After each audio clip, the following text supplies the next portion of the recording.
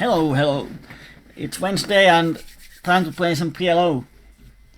I don't have any tables open yet, so I'm going to open it. We have around 160 euros in our shared crowdfundings. So we are going to start with PLO20 just like last week. And if we get a bad beat or two, we drop to PLO10 and see if it's any better there. But who knows, we might get lucky today and make a shitload of money. I'm just going to see how do I put the tables here so we can get 4 tables up and running.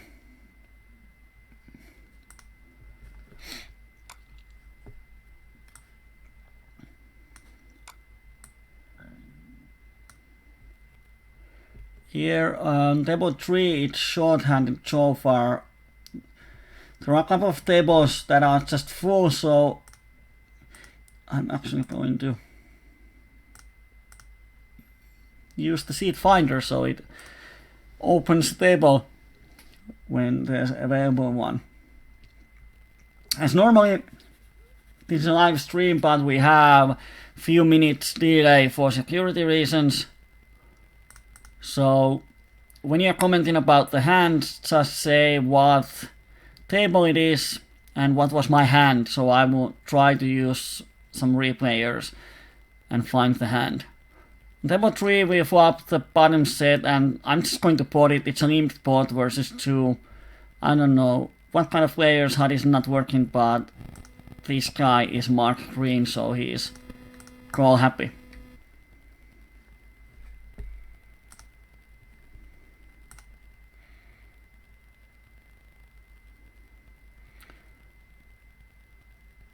I'm just going to fold on the small blind. Don't yet have any information on this Go Blue Japan, but he's sitting alone in the new table, so he might be a regular.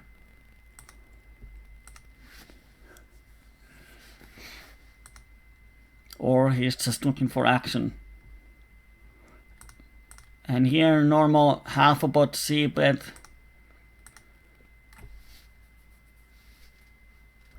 When we don't have any information on the opponent, there's no reason to change our standard game plan. And when he raises, now we have queen 10, so we are not really worried about straight draws. And if he has a bluff, he's going to fold if we raise. So I'm just going to call. And if he has jack 9, then we have 6 outs. It sucks. It's kind of set up.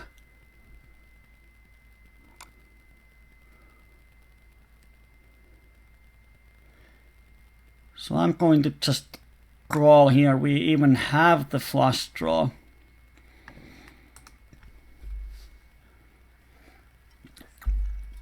Now if he has a worse jack, then he would have jack 10 8 something.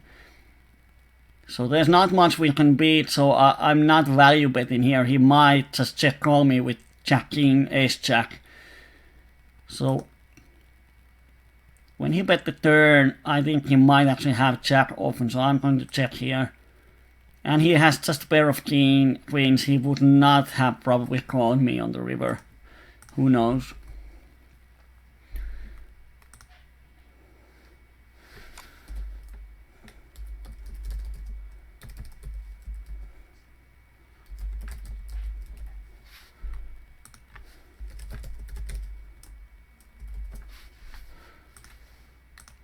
So I make a note of that way. It's not a standard to barrel the turn when he doesn't have anything.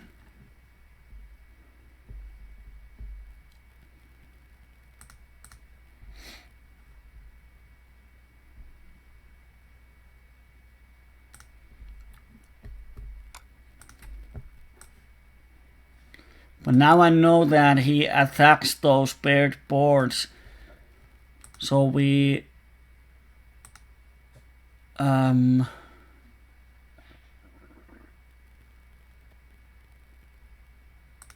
I'm going to raise. I'm stacking off versus this shorty, but I want this Surmate to fold. He's a real call happy. And he shoves.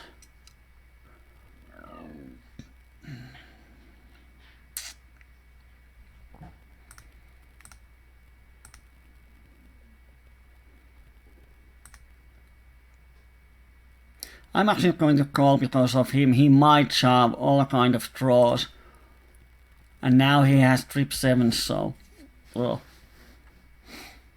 so he had the set, but he's definitely capable of shoving there any kind of draw in hand, so that's why I wanted to stack off against him.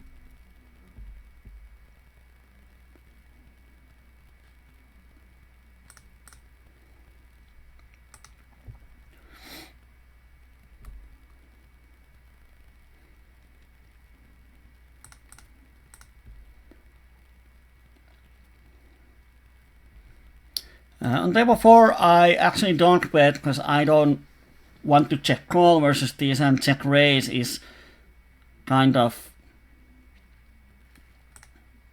bad here. So now I'm definitely barreling the turn when I pick up more equity. Here I'm stacking off versus the shorty. Queens is often good enough, and he has ace queen jack. Of course the ace comes on the flop, which means that we lose the pot, but...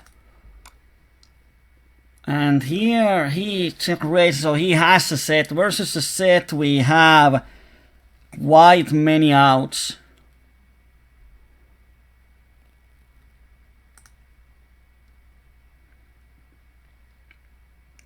At least 30%, which we need, so I'm going to call. And now when we miss, I'm just going to fold. We have 8 high. And he had a set. Oh, he had a bigger flush draw, which kind of sucks. So now we have... whoa. Short time bank. Now we have actually lost 20... 25. So...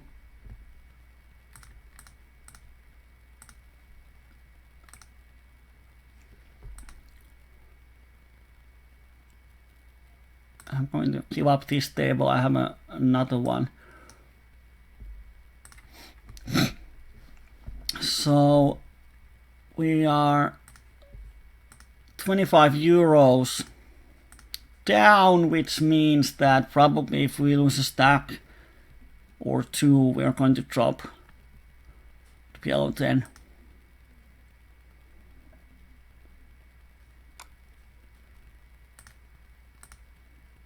And table 3, unknown don't bets this flop. The problem is that, yeah, we have the ace, but our hand is probably not going to improve a lot. So I'm just going to fold. When he donks, he definitely has something.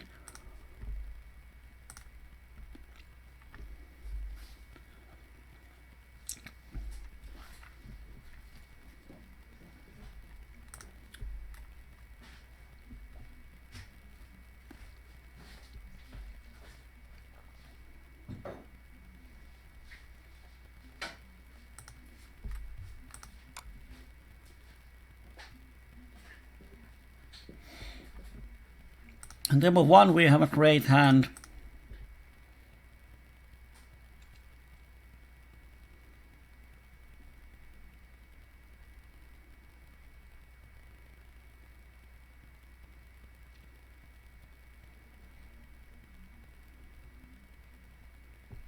Do we get any action?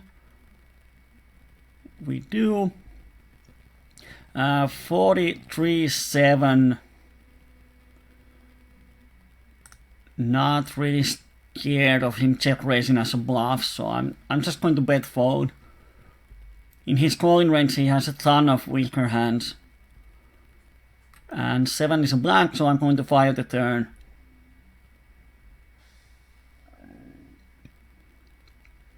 And I think the top of his calling range is 2 pairs. Against those we have some equity, but he has a lot of Queen XXX, Jack 10, Jack 9. or just weak hands that he's going to fold here.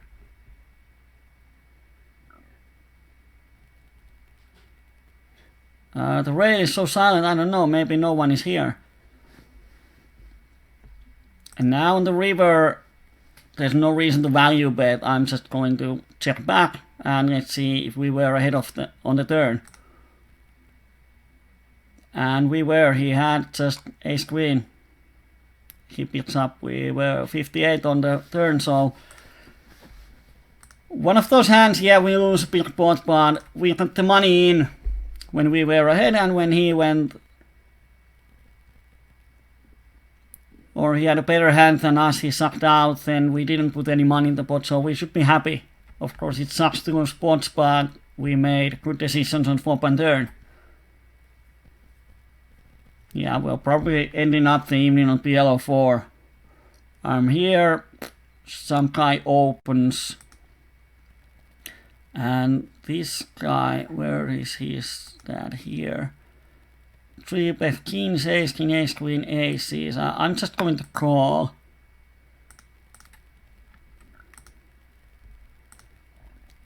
And we miss the flop.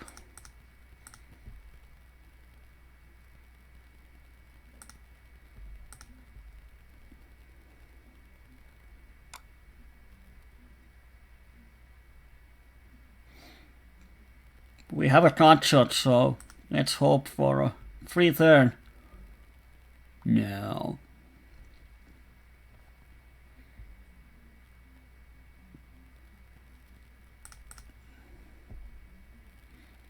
And here I'm going to pot because this Surmate is really call happy player. Have played with him on different stakes.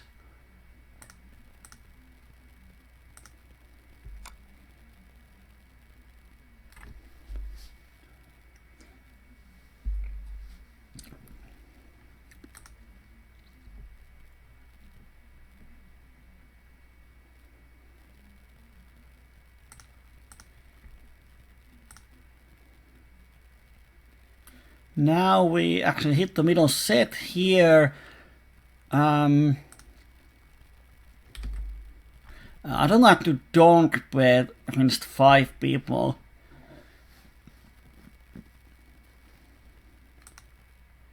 It's one option, but there are so many turns that complete something.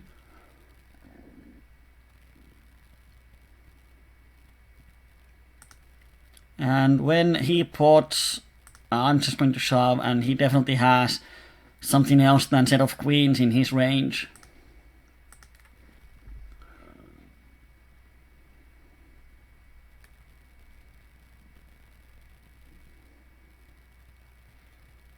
And when he pots, he is not going to fold anymore. At least he shouldn't. Why would he pot against 5 people? And he has a wrap, and he makes it. No money there. I'm going to fire the river here as a bluff. If he has 2 pair type of hand. When he goes a turn, he probably doesn't have the straight, and he folds. Yay. On table 1, I'm going to check raise.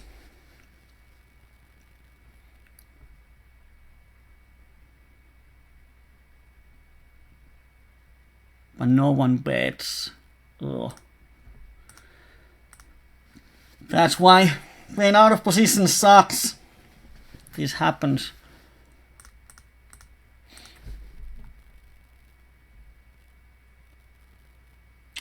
And when I think I just might be ahead on the turn, the river kills my hand and we just have to check fold.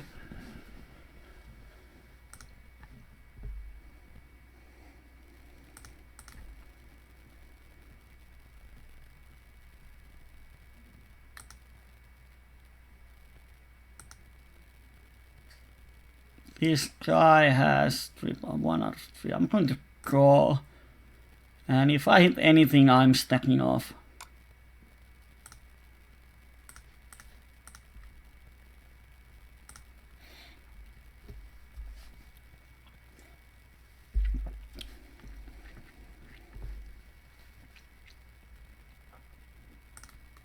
Table 4 we have aces, but there are no 3-betters that could give us an option to 4-bet.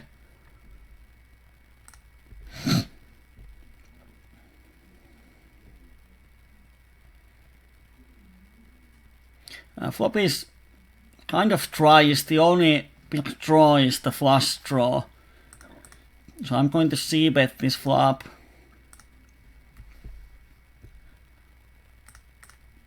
And of course, if someone raises, I'm going to fold. Nice flop on table 2. And he shoves, so I'm going to fold.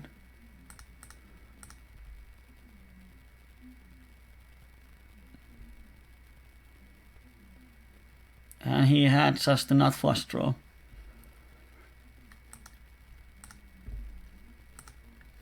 Yeah, so as we see, he can definitely raise with just the draws. What was the situation on table 2 earlier?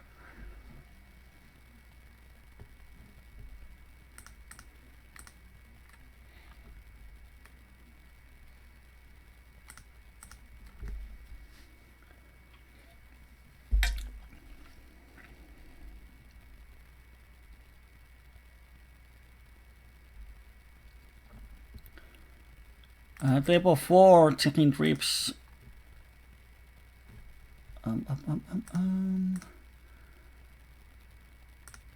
You mean the set? Yeah, the thing is that if I don't bet, people are not going to raise me unless they have a set of queens. So it's hard to get value from worse, and they will call with 2 pairs, but they will also call with a lot of straight draws, and when they call, half of the deck is a nasty one for the turn. So unless the board pairs, I'm really screwed on the river. So I much rather check raise the flop and then shove any black turn.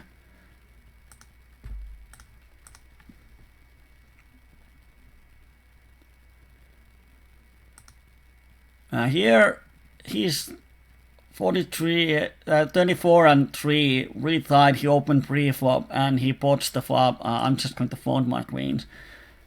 Against some other players, options are to call or to raise or...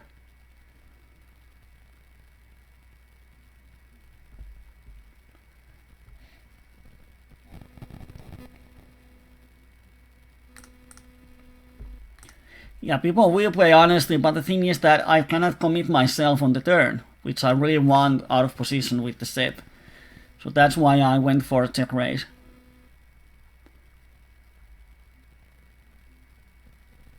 Here I'm going to check back, middle pair and flush draw.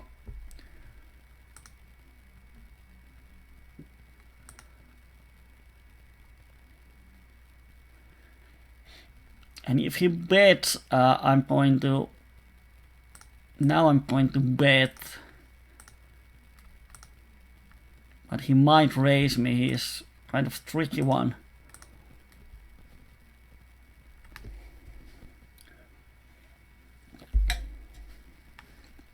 And he just folds, but he thought about it.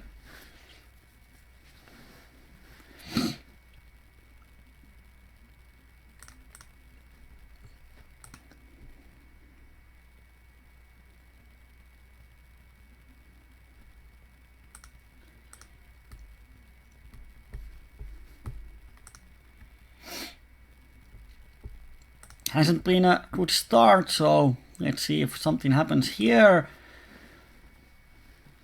He folds 100%, only 2 hands. He thinks that long, so he might actually have a jack or overpair.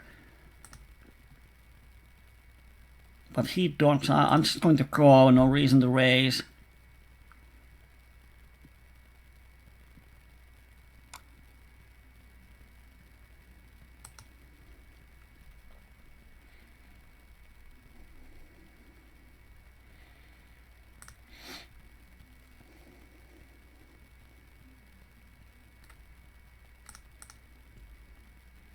And now I'm just going to check back the river, and he has just an aces. On table 1 I'm raising as a semi-bluff. He calls, When he calls, it's always nice to hit the nuts on the turn.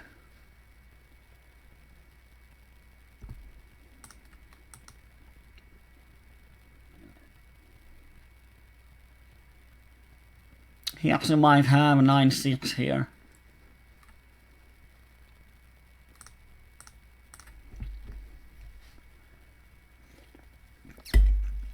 So I hope he raises.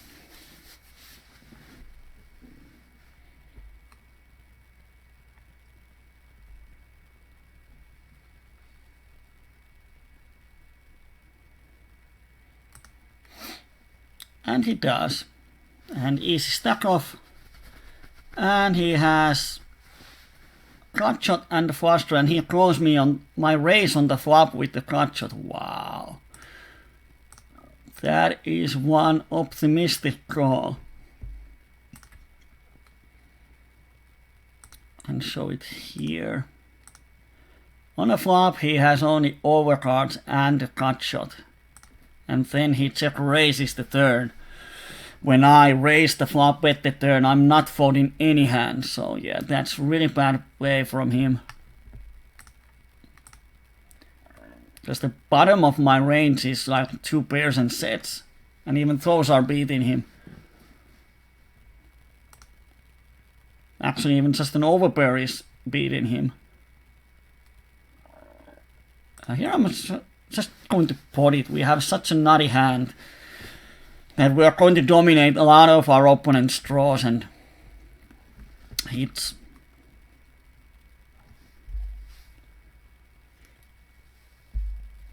Of course it's going to be 4-way, so if we miss the flop then we are just going to fold, but we hit the top pair. And we have 3 overcards, so probably stacking off versus anyone.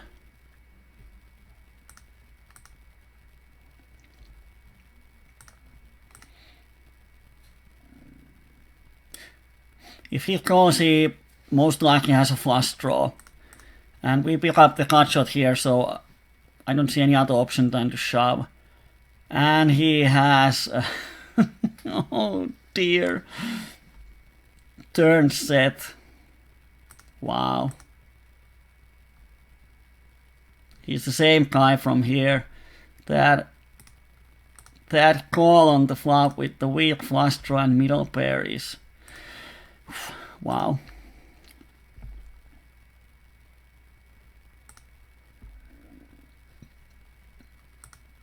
Here on the board 3 is this semi-floating or something. I have a gut shot. If my hand improves, I'm not going to make moves, but if the turn is a blank and he continues,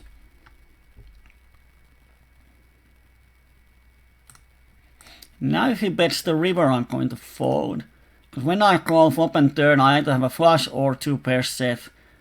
So if he has air, he cannot barrel the river. And he had a flush this time. But as we have seen, he can barrel with air. So when I make the straight on the turn, I have to call.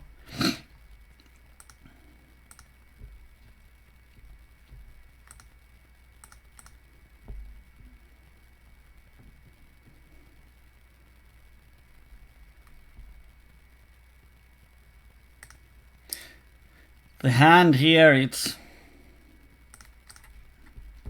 here it is. 8-8-5-7 calls 3-bet, and on this flop he calls big c-bet, and of course he spikes the set on the turn. Quite unlucky, we were drawing dead.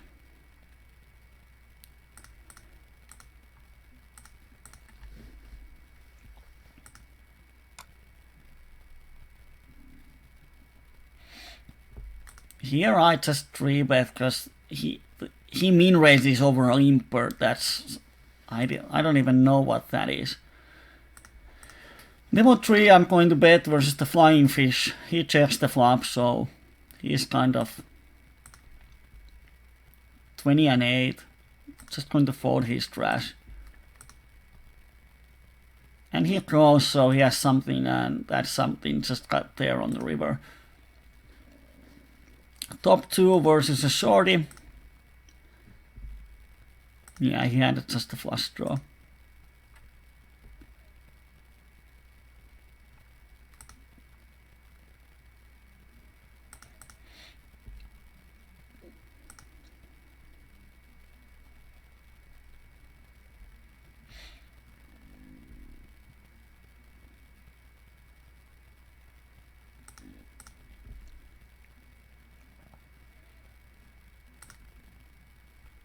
Now we just wait for the next big hand.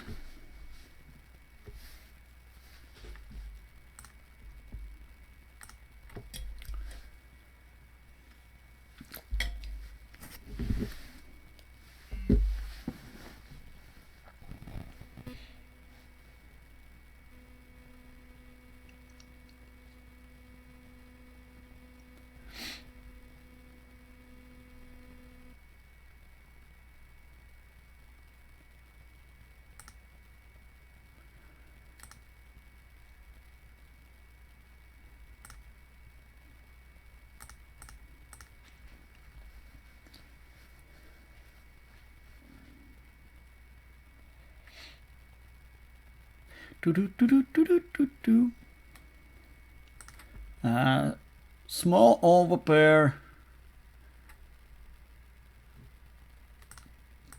Just make see, but if he folds, we're happy, we won the pot. If we check, we just create a lot of problems for the turn and river. So always in a heads up, but if you don't have really good reason of not to c-bet, always make the c-bet.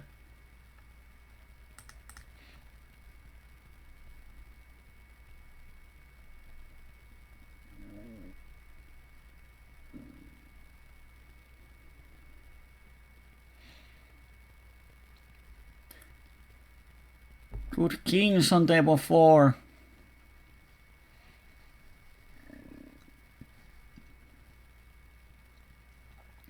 And we hit the top pair. Small, but if someone raises, we can happily fold.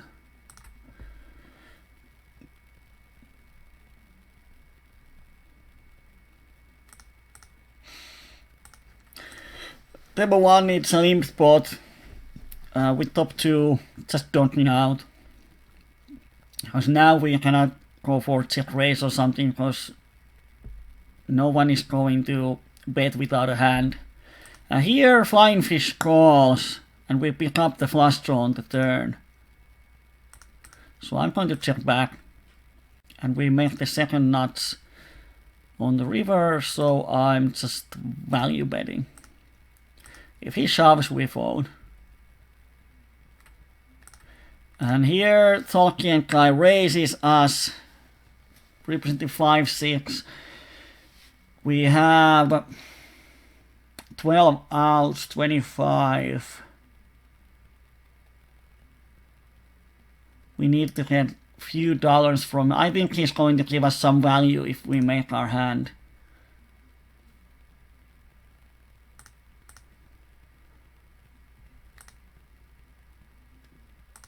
But we don't.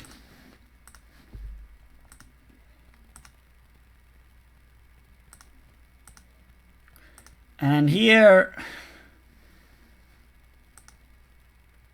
oh, we have a straight flush. Demo 3, yeah, he had a straight, makes sense. No action for the straight flush. I assume our opponent folded here. Yeah.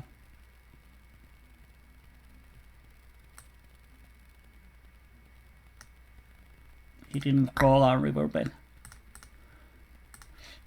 Here I'm just going to 3-bet this area guy. And here I'm going to call to pick up the blinds to the pot. We're in position and we have a lot of nut potential with our hand.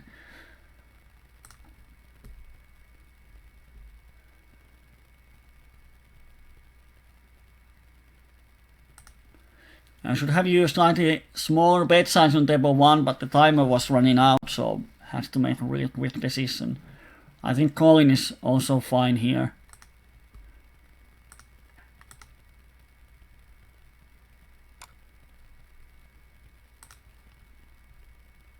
And he almost min 3 bets. We are 150 BBs deep, so we can definitely call here.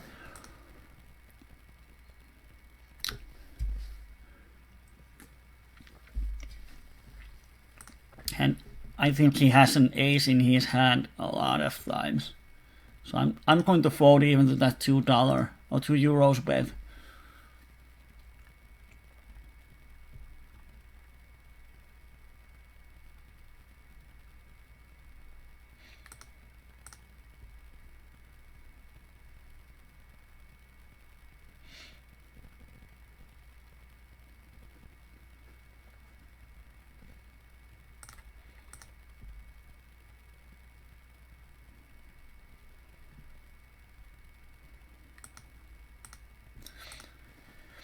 Then we just fold all the trash.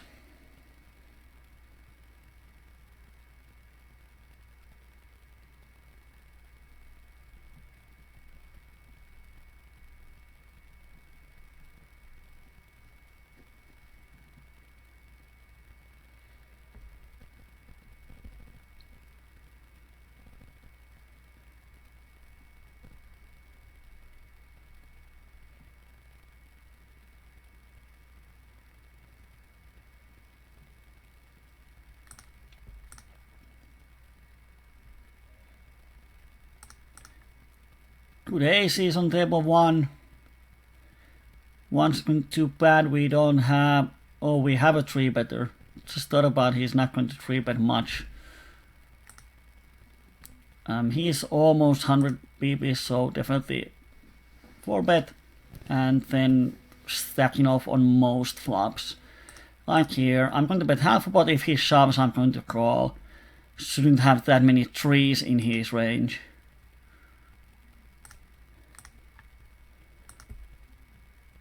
But he does. Wow. 3, 5, 7, 4, and it was his third 3-bet out of 100 hands. So we are going down to PLO10. Hasn't really been our day. People hitting everything. So I'm just going to sit out on these tables and find some PLO10s.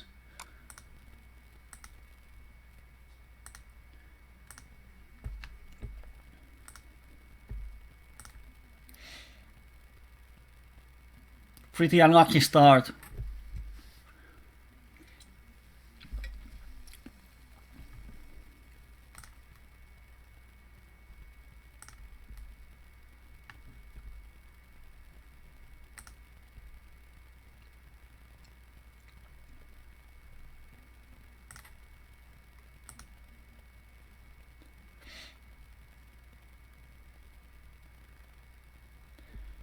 Let's see if something happens on these last hands.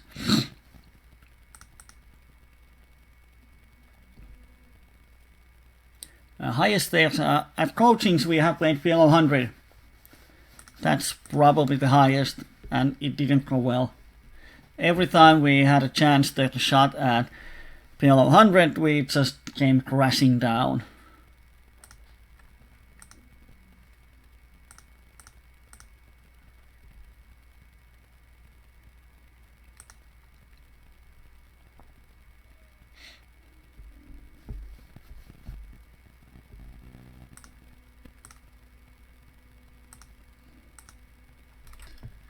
So now I actually, because I played some PLO10 today, I have to take a screenshot out of my previous planes so I can take those off from the winnings.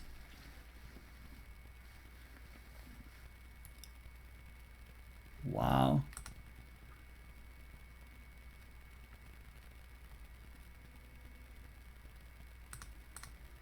We actually lost 5 buy-ins on PLO20. I thought it was 3.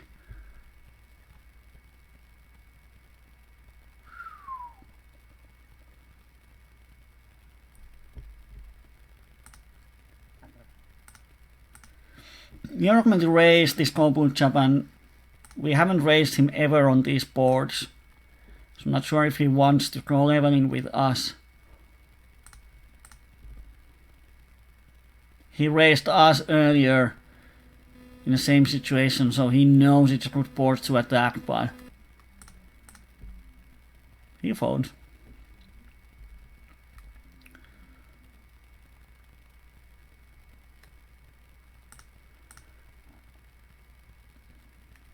Now standard isolation 3-bet.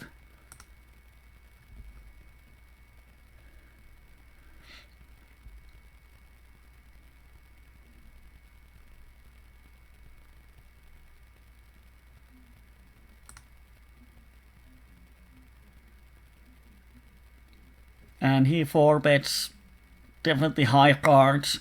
So we call, we flop pair and a wrap, so we are just steady in. And let's see what he has. He has overboard with the flush draw, which is kind of crushing us. And 63-37, that's the top of his range.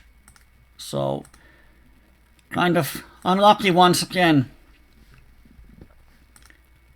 And versus this same player.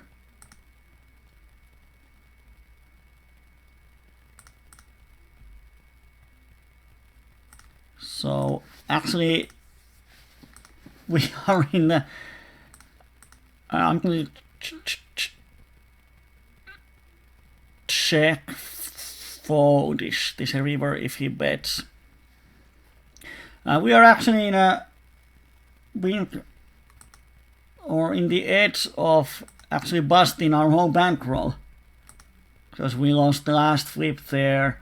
We have lost 108 euros out of 160, so we have 50 euros left in our bankroll, which is kind of sad, but I don't think on any of those hands there's any other way of playing those.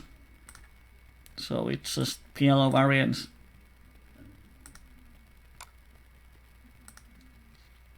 So just a second, I'm taking a quick screenshot.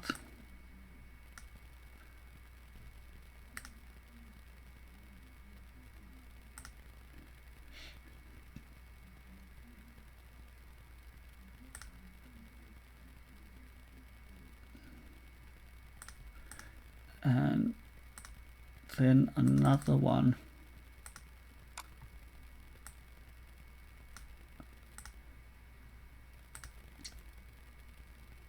There.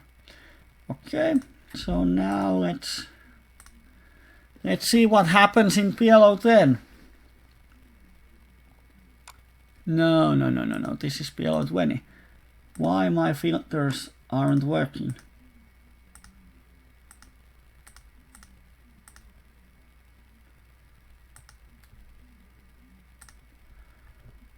Now,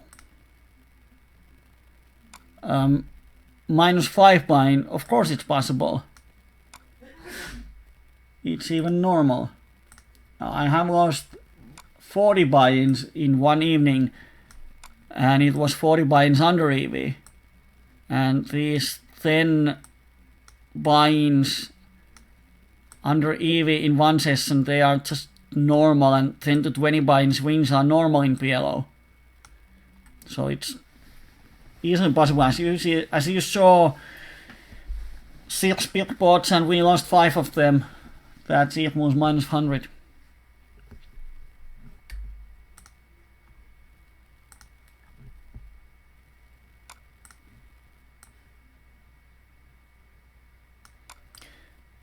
That's PLO variance. And this same Kobu Japan is in here too. What? Wow. What a strange raise on the turn. Oh, he had a small straight. Makes sense. Yeah, this might be a short video. If we now lose 5 buy-ins then we have to stop the evening, or then we're going to watch me playing with my own money for the last of the session.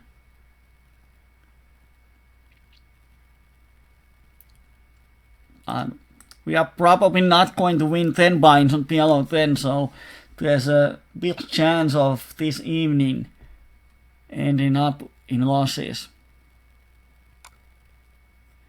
No, we don't take shots. If all the shareholders agree on taking big shots, then we can do, but I'm not going to make any moves with other people's money that isn't agreed on.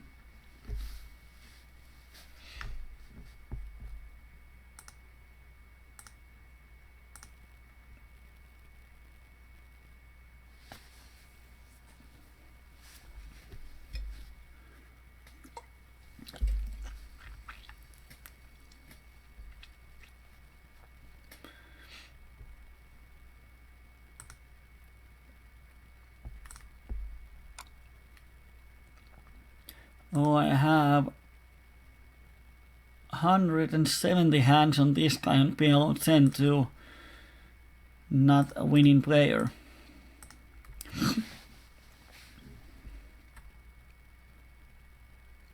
Here we have a Finnish acro player.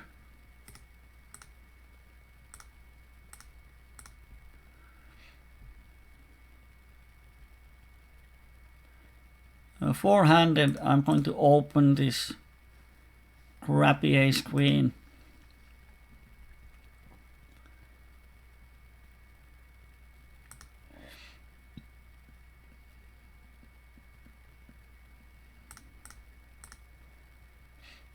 And here on demo 3, thought about giving up on the flop, but this Munapata Finnish nickname folds 80% on the c-bet, so might not make moves post-flop. He's just aggressive pre-flop.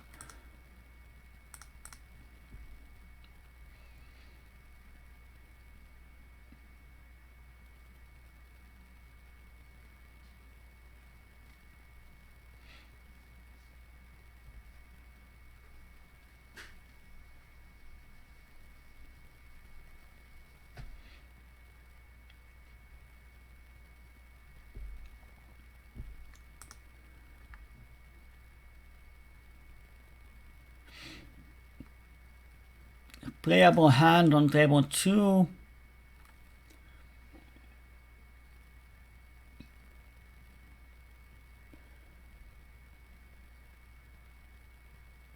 I'm just going to call.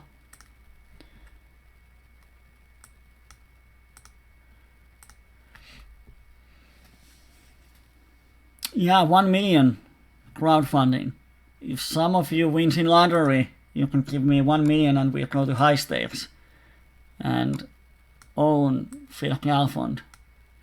Here he c-bets, I'm going to call. 2 pairs and bottom wrap. Against his c-betting range, we are definitely ahead.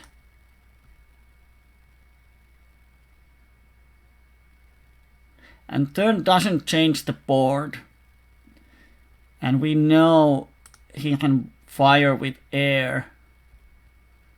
And here, I want him to fold like overpair. And I definitely think he can fold, because when we call the flop, we have something, and whatever we have on the flop on the river, he's beat. Like if you have jacks or queens, I don't think he's going to call us.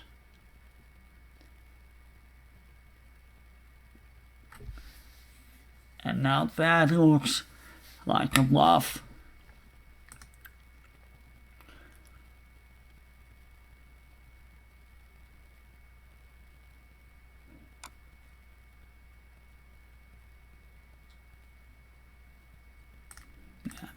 Thought about shoving because he definitely can't think that I know. So on the flop, when I just call, he doesn't think I have a straight. But if he had a set, he would bet it on the turn, because the turn doesn't change the board. It doesn't complete a straight. So could he raise as a bluff there on the river? The bet sizing was such a weird one that it actually might be a bluff, but should have shoved. I go against shorty because he can have, after our c-bet, if he has any draws in his range or two pairs, we can easily stack off there.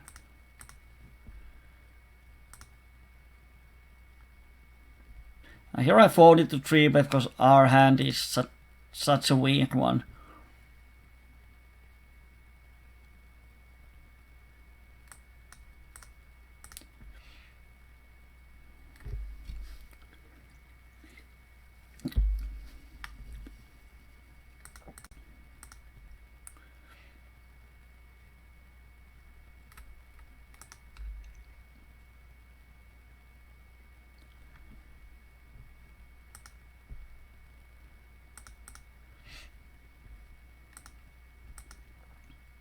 And then we hit the nuts, which is kind of nice. Now we hope that the acro player makes moves, but he doesn't.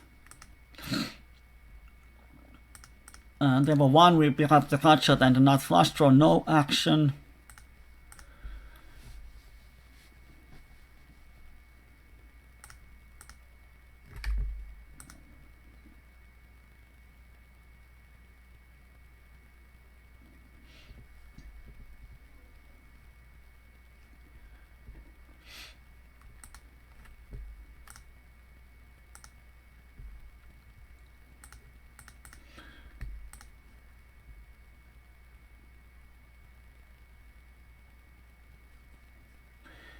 Yeah, the variance is second PLO, so if you're playing PLO, you have to accept the variance.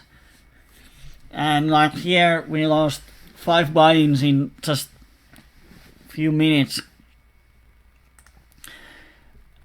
And that's why I think it's important to have a good thinking process. So you have the justification and reasoning for your decisions. Like, now I thought about the situations when I made the decisions, and I stand behind the fact that although I lost 5 buy-ins, I made good decisions on those hands. So I know it's just variance. In the long run, it should come the other way around. So it doesn't matter, but if I were just clicking the buttons without knowing why I do something, I might be now thinking, oh, am I this bad that I lost 100? And so on. And in PLO, even if you play really tight and you don't want to stack off without the nuts, it still means that you will have 10 buy-in swings. It's unavoidable in PLO. And if you 3-bet at all, then you will have 20 buy-in swings in sessions. It's unavoidable. So if you just go crying in tears every time you lose 20 buy-ins in one evening, then PLO is probably not for you before you have fixed your mental game. Because you will have those swings. So it's important that you can deal with them before they happen. And if you want to see some really sick graphs and variants, just go to like 2+2 forum and see some of the high stakes players.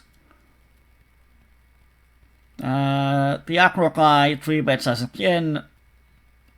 One option is to 4-bet him, but he's not folding a lot, so I'm just going to call him and see if we hit the flop.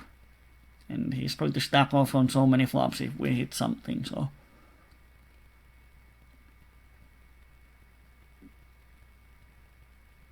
Wow. Haven't c-bet in 2 flops. So if he doesn't c-bet, I'm just going to stab. And if he is such an straightforward guy, he might actually fold if he has air, but now he check raises, so he has aces for sure. But it's worth a shot.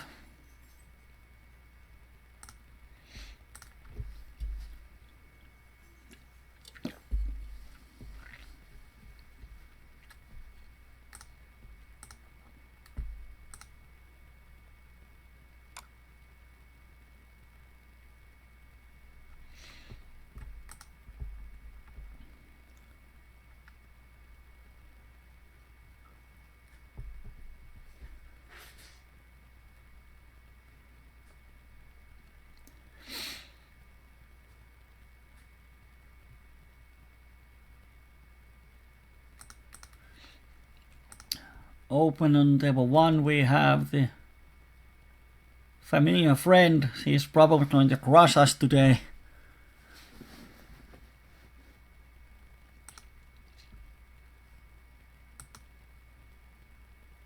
Last week he hit 2 outer against us when we had a trips on the flop and he has just an overpair.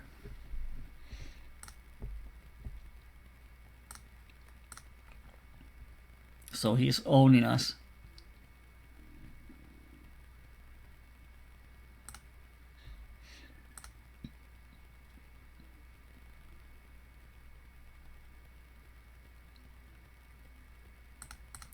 Two pairs on table 2 when he checks the flop. Definitely bet.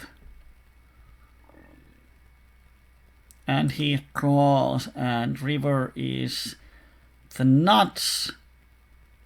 He's not going to bluff, so I just pot the river. And he calls. And he had ace jack.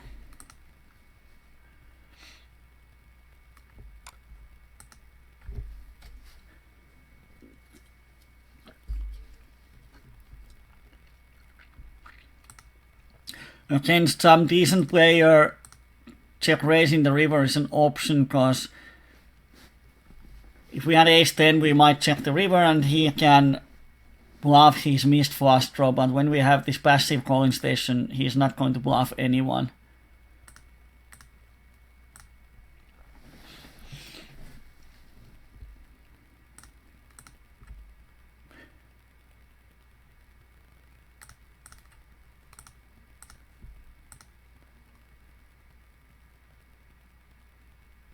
Is he good enough to raise us as a bluff? I'm going to find out. And he calls, so I need to follow through on the river. And he had a 9. Wow. I actually thought, well, he's a thinking player. That's the fact there, that when I check the flop, he might think that I don't have a 9. I would see bet with 9.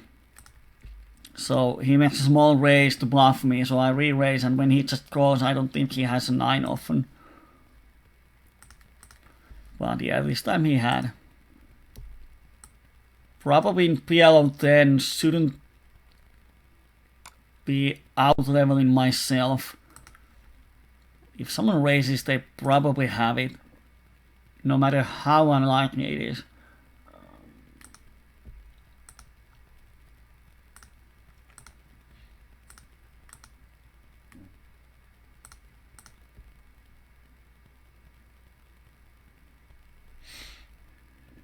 Top pair, C-bet.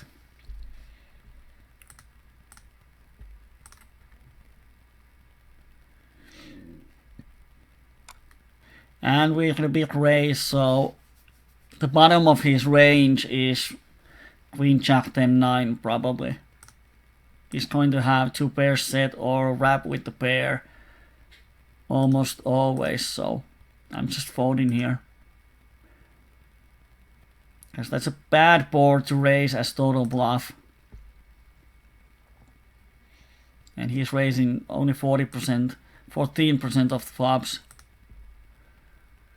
Here we have a huge calling station, so I'm going to peel once and see if my hand improves.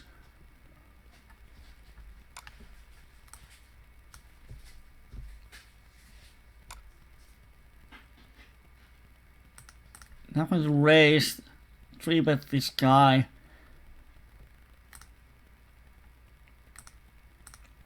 Because if we hit top pair, we are often good versus his stack of range.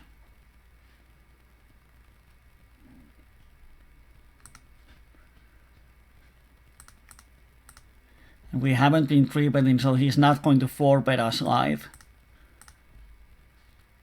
If he 4-bets, he has aces or kings often. Here we have a cut shot and backdoor flush draw. If he checks, I'm going to check behind. But he pots, so he has something, and whatever his something is, it's crushing us. Here, this guy raises us, so it's most likely a made hand. We have a cut shot and a flush draw. And he's not even potting, so I think we get the odds. And we pick up some extra equity on the turn.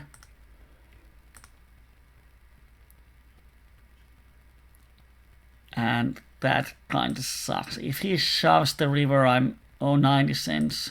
Bummer. And he had a set.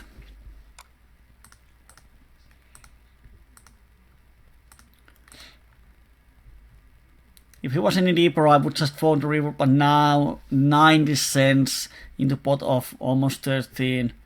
I think we have to call. Because he might have queen 10. Now we can 4-bet aces.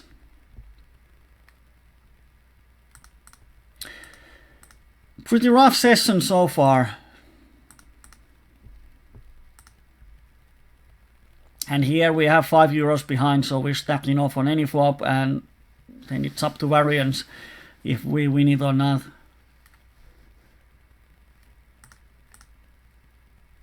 Of course, now we actually pick up the flush draw, so we are in a good shape.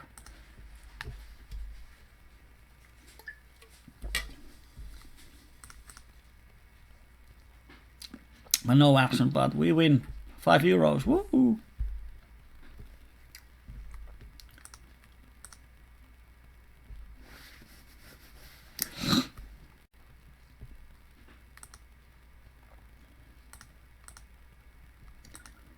On table 1 we open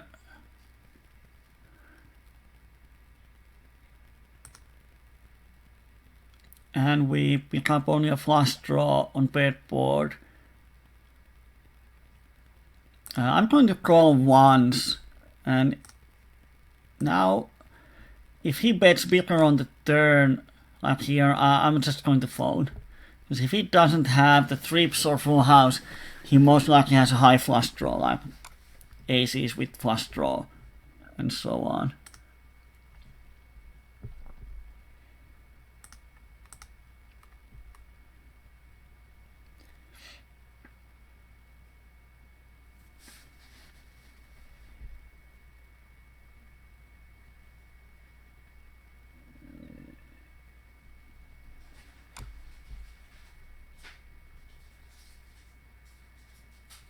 What do we have here? 5, 6. I'm going to open just to make the button fold so I can play against these two fishes, because I can value bet a lot of hands that this hand hits, although they are not to the nuts.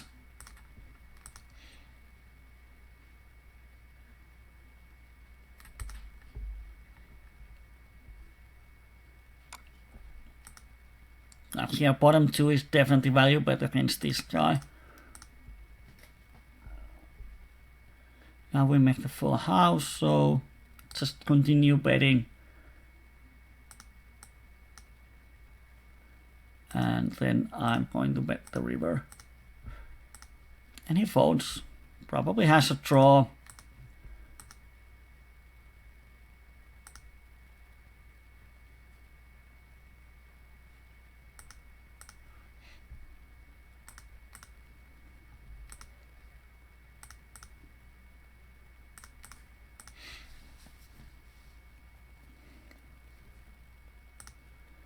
On table 1 we have overpair and a cut shot.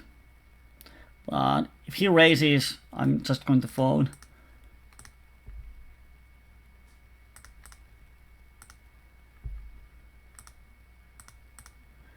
Trips here versus calling station and the shorty. I'm going to make a bigger C bet than normal. The standard is half a pot, but now we definitely have a reason to make it slightly bigger.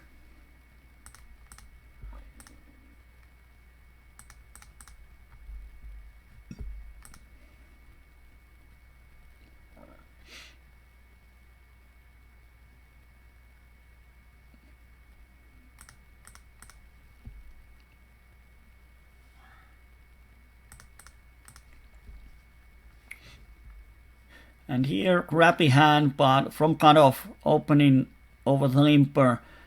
Just hope the button folds, but she doesn't.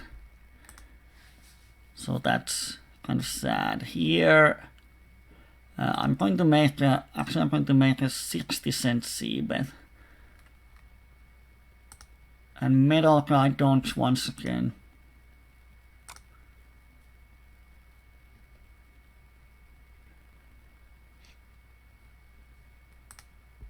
And he check raises me, so probably has a flush.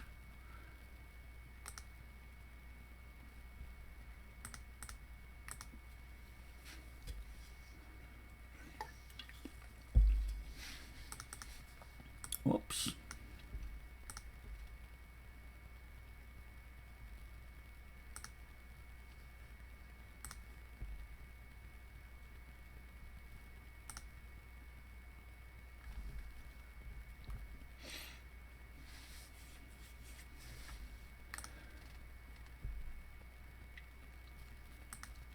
We'll pick up a wrap on table 4 versus 2 calling stations.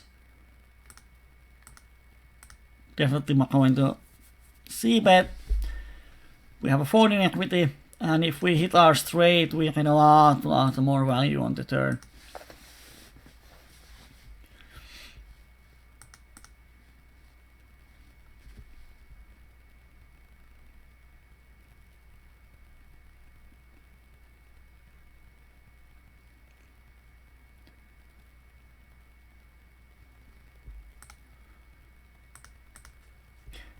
How do I choose rooms for playing on small limits?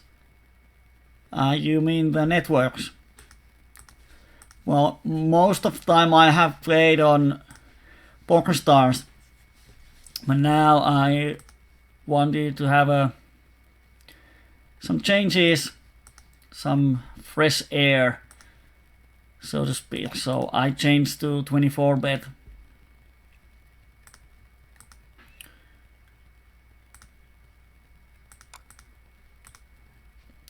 Here I'm making really small bet to make him fold air. If he raises, we are crushed.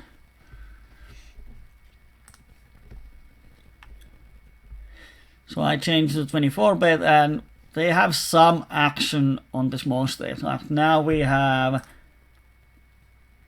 5 tables running on PLO10, and we had 5 tables or 6 tables on PLO20. So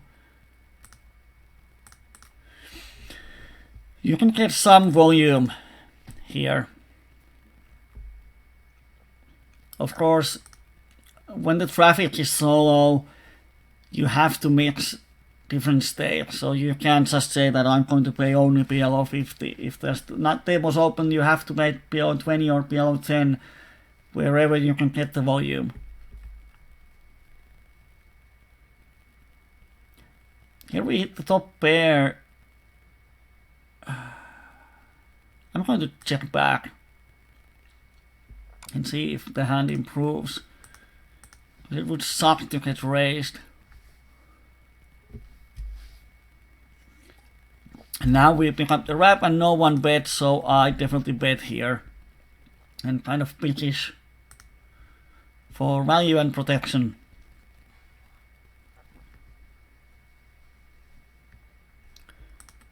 And I would be amazed to be check raised there when the flop goes check through.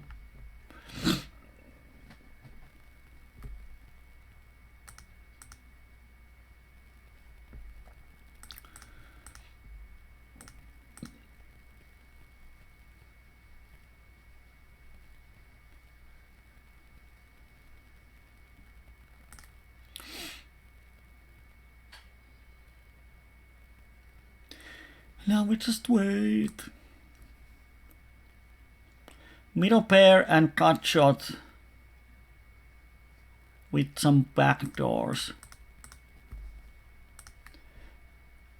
They are not going to raise me lightly, so I'm going to c-bet against more frequent raisers. I would definitely check back there and see the turn.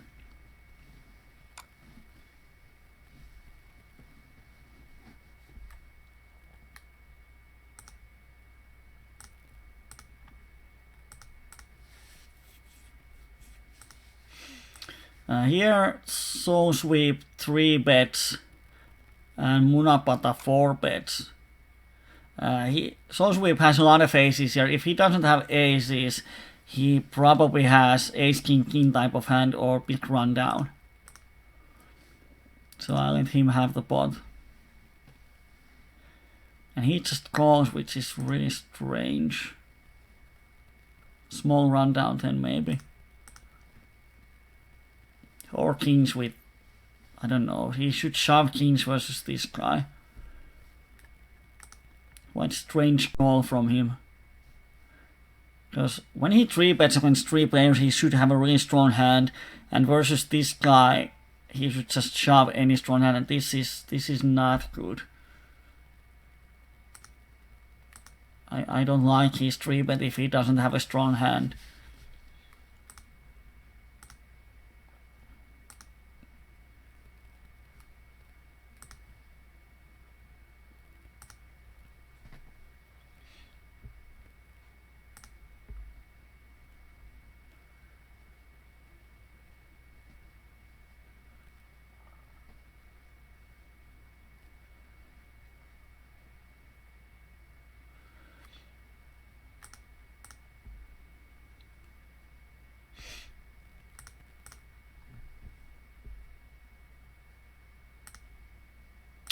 Just a call with queens.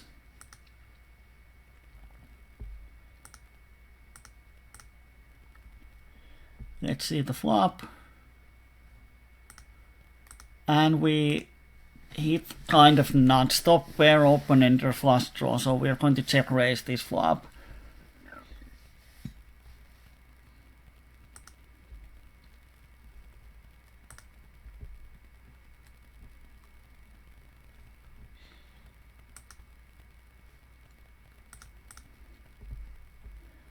And let's see what happens.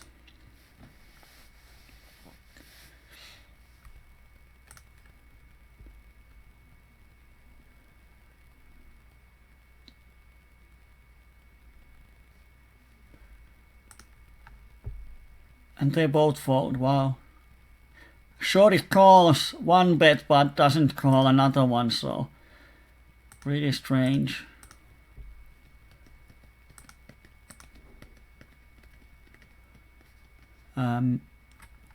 I'm going to be tricky. I'm going to call. I have a gut shot, but I'm going to make moves on a lot of turns. Like this one.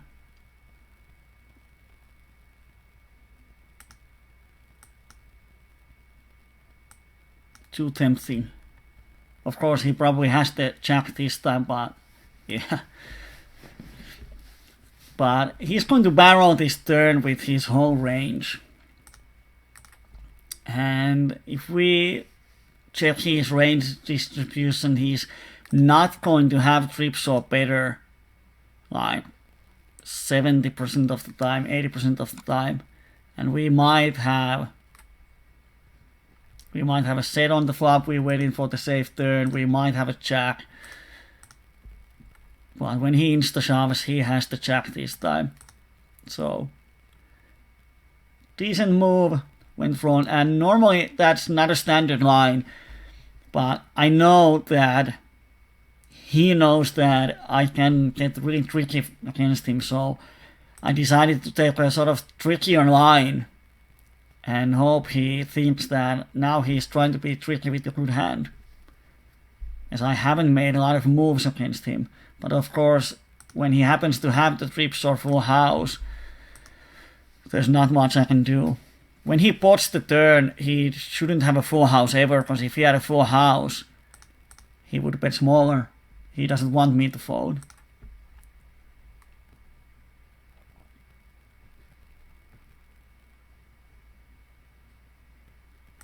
Well, I'm going to 3-bet here. Let's see if someone wants to play for the stacks. There's a valid option to just call with bad aces, but we have this really aggressive guy here. And last time he got 3-bet, he 4-bet and won the pot, so he might get crazy. And he calls, and I'm going to make a half, but I don't want to bet too small. It's too suspicious. And if he has ace in his hand, he's not going to fold it.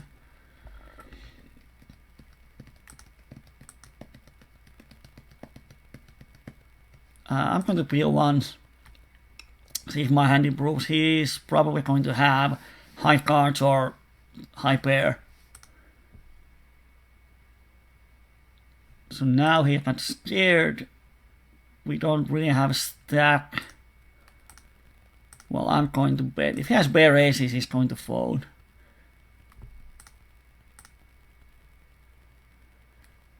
And he does. Or if he has all high cards. Because when we check the turn, then we cannot bluff on almost any rivers.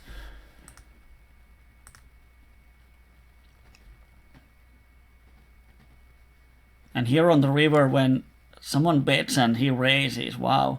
Not full house versus quads. Strong hands.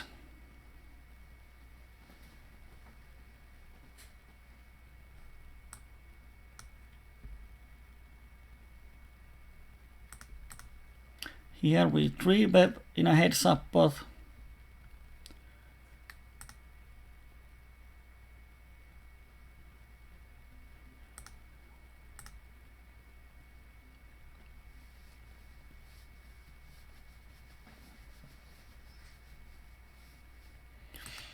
And on table 3 we pick up the nut flush draw. Top pair and cut shot, it's good in 3-bet pot.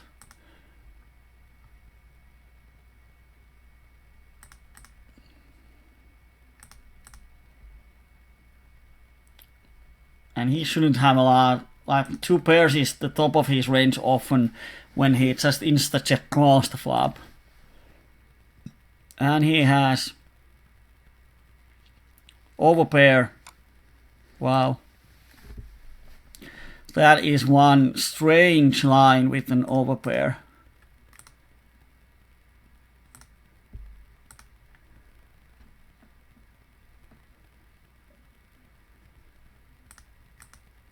Against the 3-bet. That is really, really strange.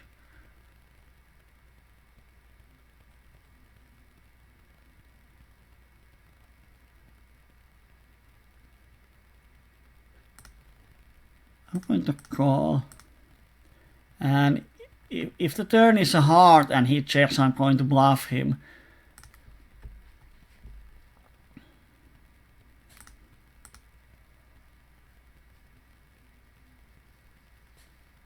Let's see what he does.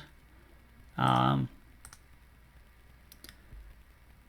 I on the flop, I either have a flush draw or a straight draw, and they both complete on the river.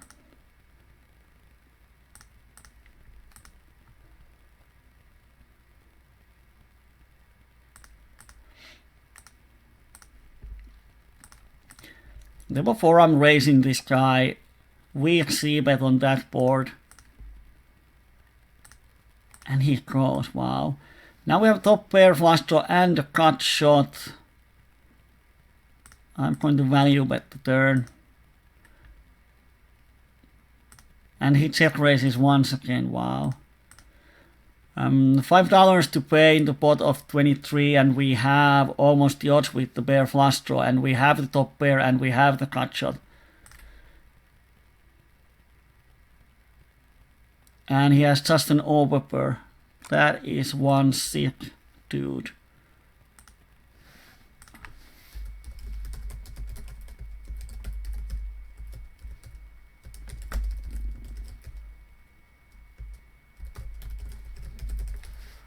Wow.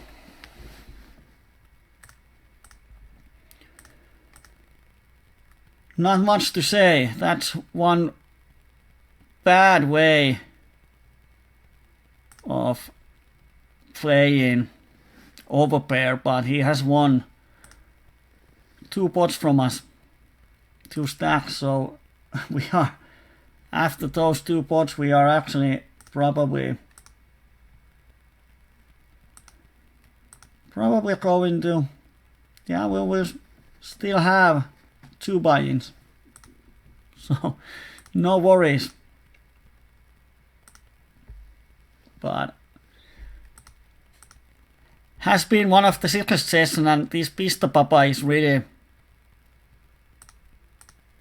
I mean, the way he's playing his overpair is that in best case scenario he's almost flipping against my hands, and against my range he's just totally crushed.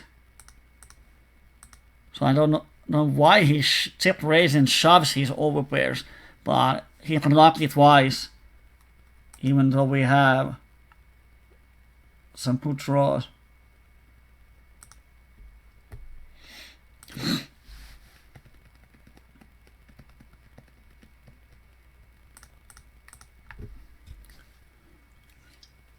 But it might be that we need another crowdfunding for next week.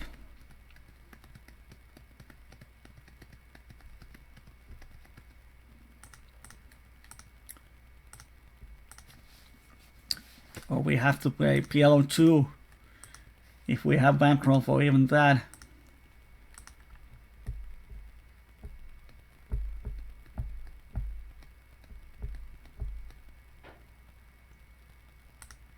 Double cut shot and the top pair. Out of position, I like to keep betting, make them fold a lot of equity.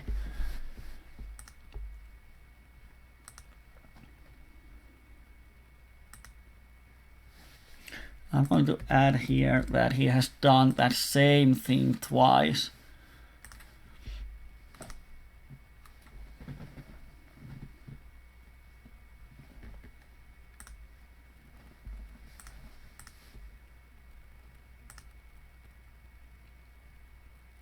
Haven't made a lot of money so far. Up for $1 despite winning over 20 euros from us.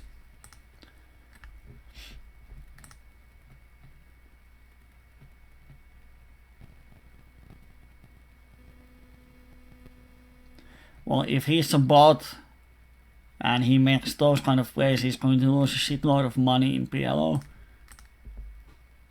So I hope he's a bot. He keeps making the same mistake over and over again. Premium Ace isn't able to. Let's see. Calling station gives action. And versus this guy, I'm just value betting. Almost anything good. And when he min check raise is only 8%, I'm just going to fold. Probably drawing 2 outer versus him.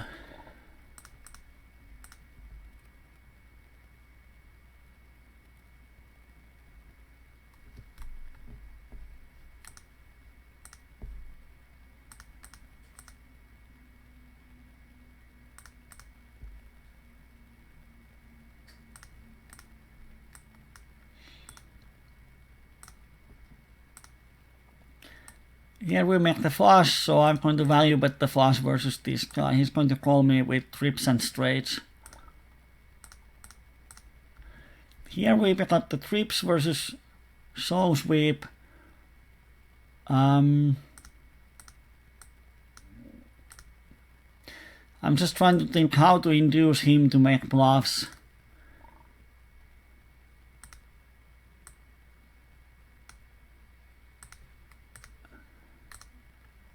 Another river, I don't think he's bluffing often. So just barrel. Here we're going to 3-bet.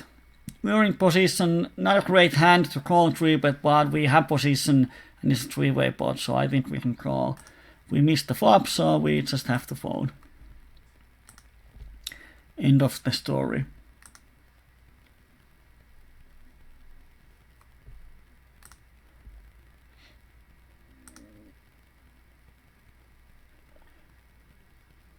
Premium Ace is once again. Let's 3-bet. And he bet folds the button. That kind of sucks.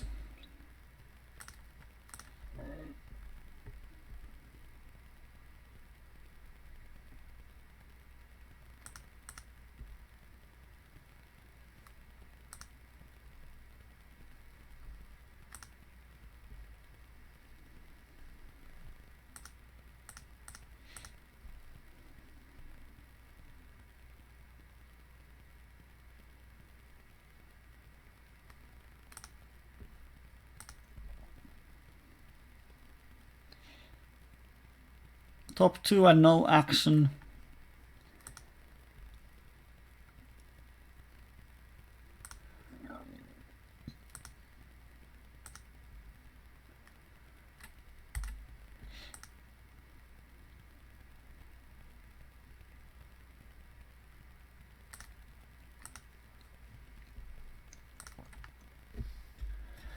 And we make the flush here. Oh, I'm going to call once.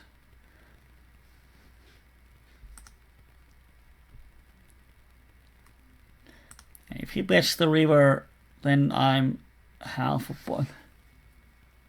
What can we beat? 9 high flush.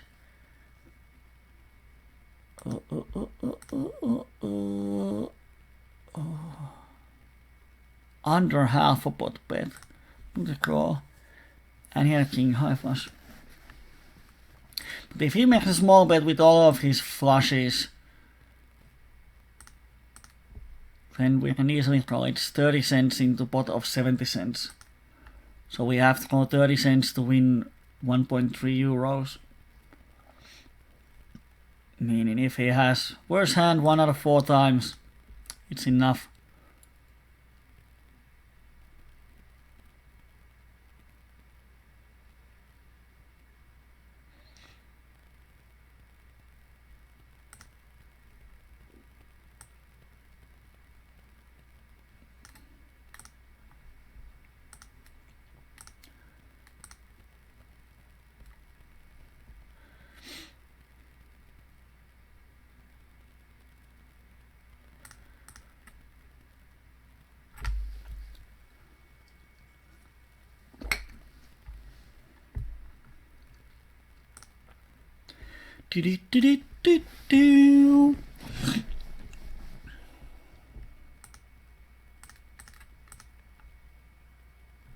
On the other table, I have one table here on the left.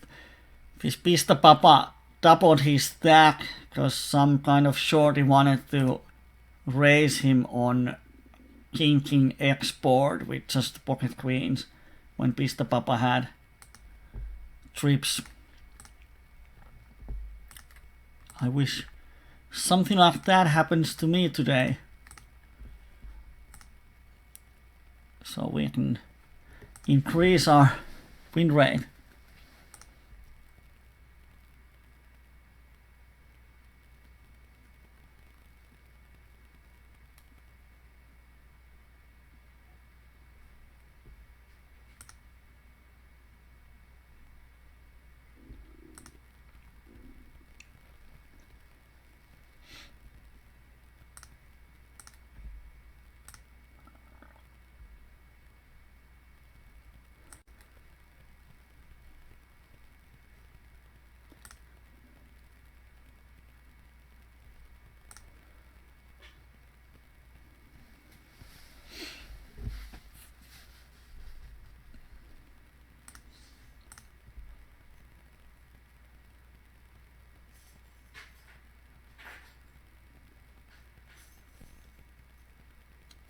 Now it's an awkward, quiet moment.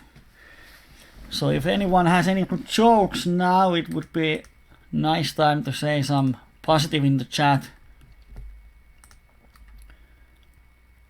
Here we have to fold the trash.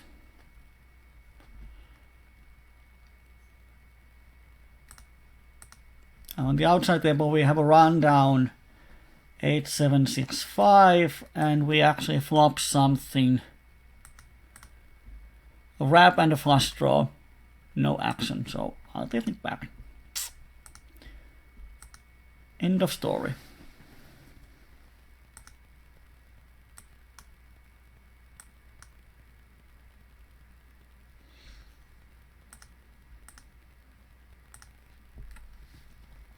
Here on level 1, I paid half a BB just to draw my set, because against these really call happy players, we get a lot of value if we actually hit the set. So I'm just set mining with 5 cents.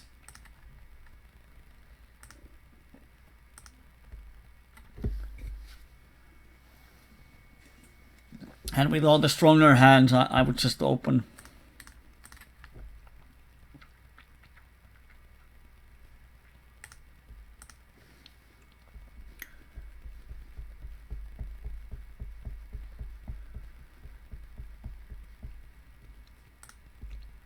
And we fold the trash.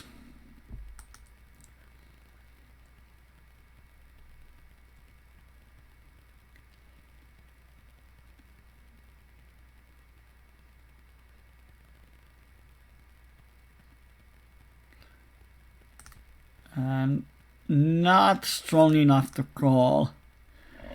Ace and some small garbage. When there's a code caller, it's not a great hand in multiway, but because there's not much hands we can actually value bet ourselves, and when we start to just call, it creates a lot of problems. The best thing we can hit is probably the nut flush draw, and even for that it's hard to get value. It's easy to play, but hard to get value.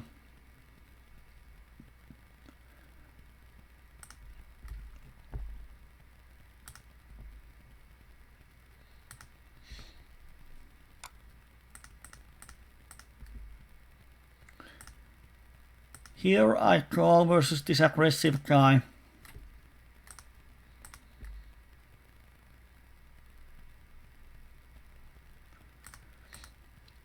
Not a great hand, but there's a lot of weekend hit versus him.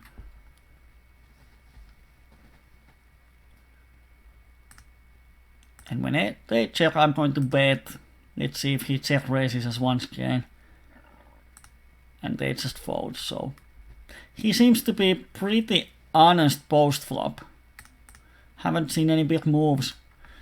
Super aggressive pre-flop, but post-flop not raising much. Folding 80% to C-bets. Flop aggression only 38.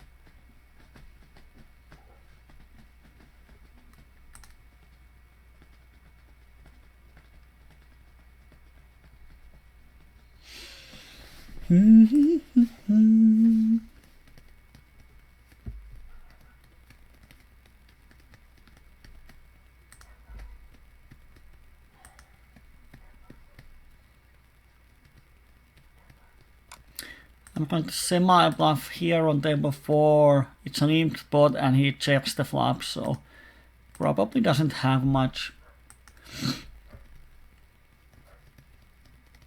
On table 1, we have a playable hand. I'm going to 3-bet him.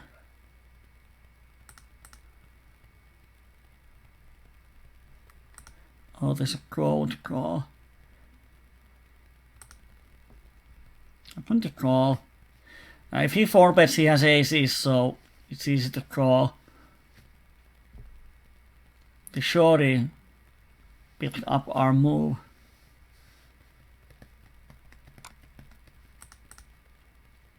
And I'm calling with my flush draw. And when I call, he cannot make moves without a hand.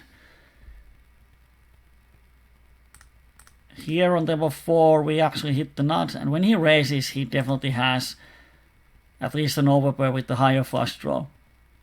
Yeah, he had a trips.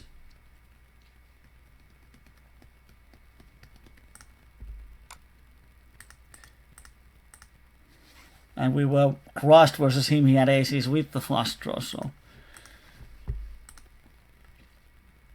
would have lost the pot anyway.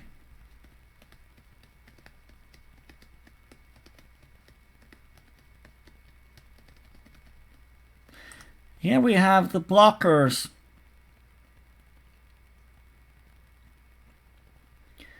And SPR is so high that we can triple barrel him.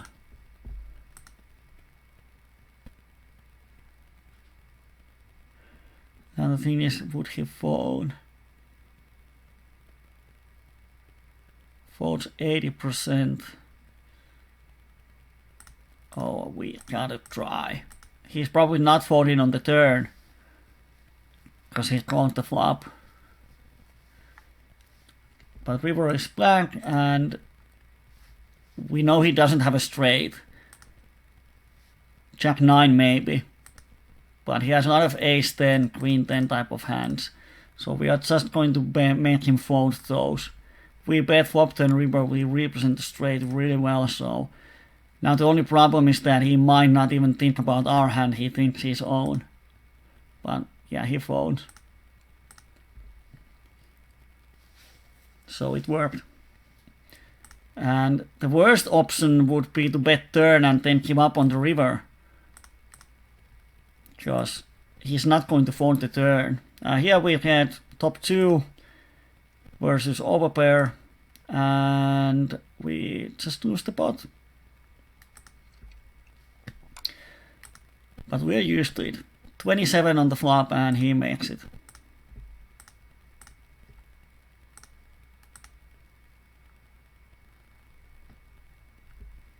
And we are really short. We have we actually have more on the tables than we have in our bankroll. We have something like 15 euros left in our crowdfunding shares. So probably in bankroll wise, this has been the worst PLO evening ever. We have made some huge downswings, but I don't think we have ever actually lost all the money. Probably once, if I'm right, or might not be. If there's any Finnish members online, just can you remember, did we actually lose the Finnish bankroll on one session, or did we just lose the most of it? But this has been quite hard today. And if I'm thinking, I can't remember that I would have made any huge errors today. There are some questionable plays, like the one where we re-raise on the trip spot and just out-leveled ourselves. That's one for a couple of euros. But other than that, I don't think we have made any huge errors. It has been just super unlucky day. And we're running $70, which is like 60 euros under EV. But even with EV line, we are losing a lot of money today. We still have 20 minutes or so to make a huge comeback. Middle folds 20%. And he donks a lot. Small samples. I'm not going to compete with him before I have a bigger sample size on his donking hands. 10 hands, 3 out of 10 might be value hands. But if it's 6 out of 15, then he has a lot of bluffs in those. Or it's more probable.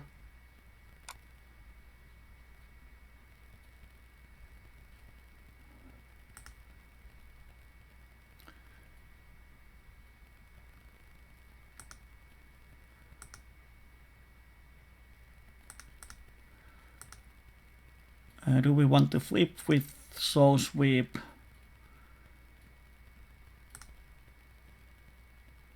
Well, why not? It's the last dollars. And I'm just going to put it. He's going to call me with any 10. And he has 10-7. Wow. Actually, we suck out on him. And on river, we suck out even harder. But yeah, we had 25% on the flop, so overpair versus 2 pairs is just crushed.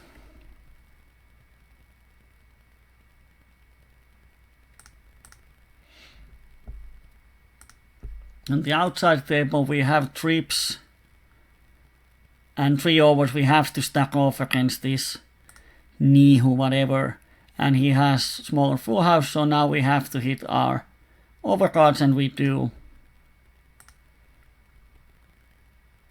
We had 42 on the flop, he had 40, so it's kind of flip. And we got lucky. Woo! So now the luck is turning.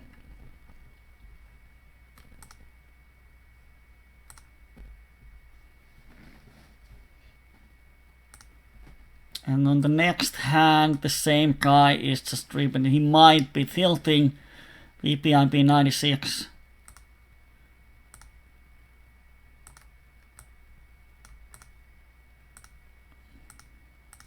And we have double barrel. Let's see if we can actually double up our 200 BB stack. But we don't hit the set, so we are not.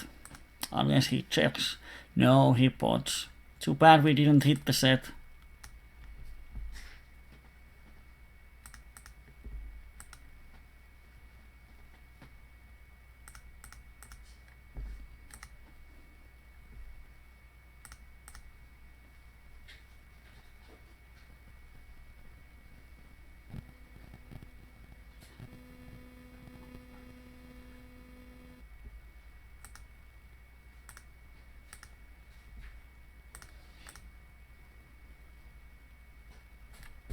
Wow, here's the hand.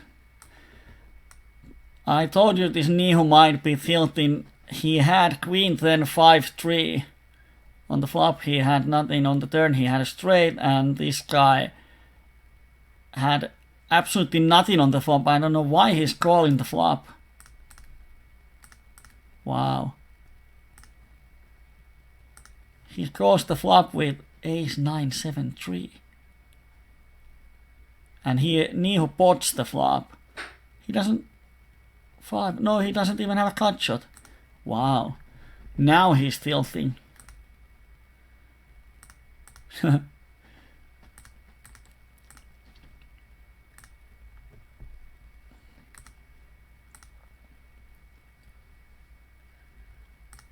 going to value bet again. He has a lot of flush draws in his range.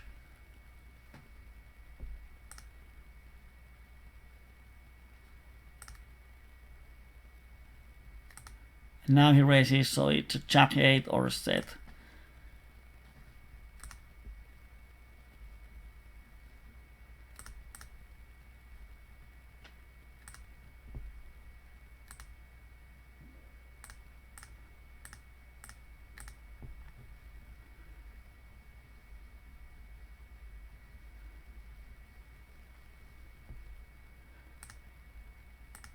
Ace is on table 1. And here we make the flush. So we value bet.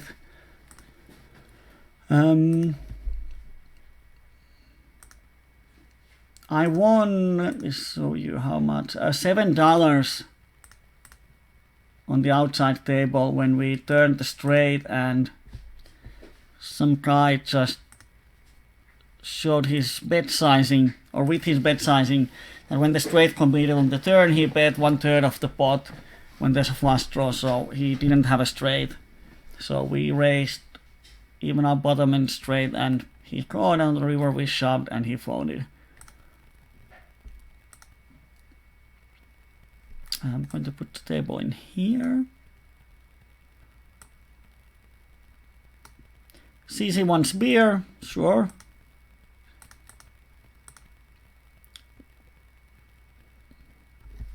When you have a session like this where you lose like 10 buy-ins, then one good option is to just grab a beer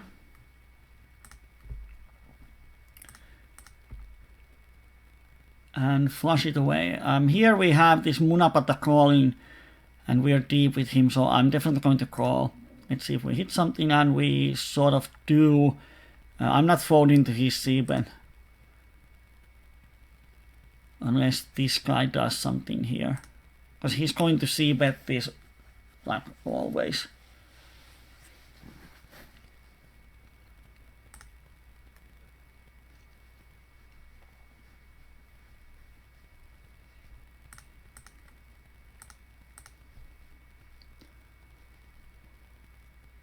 now when he shoves, he actually has something. Ugh.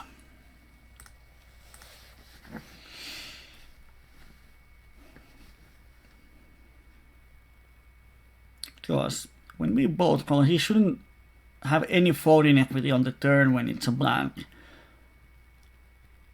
So he has something I'm going to actually fold. If he has a worse hand than ours, he's probably going to check and see if he improves. I have to ask Skype for what he had there. Give me peace of mind.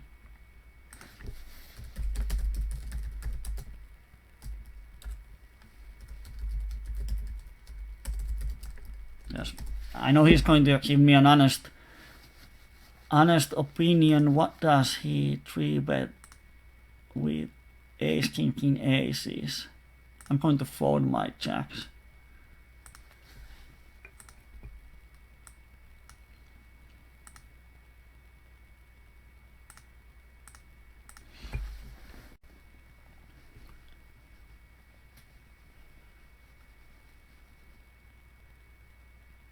I know Soul Sweep is going to give me honest answer. On last week, he actually showed us some of the hands, like where we had the trips and we folded.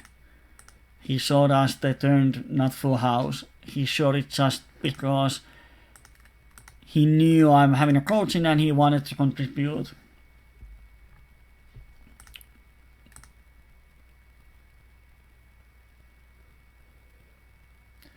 King, queen, jack. What was the board?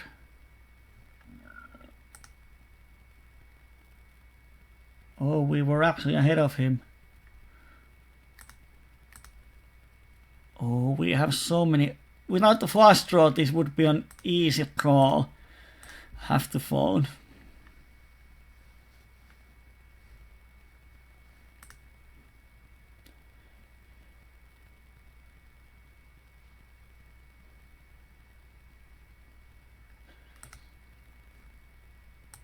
So he actually did only have a double cut shot and middle pair. So he made us fold a better hand.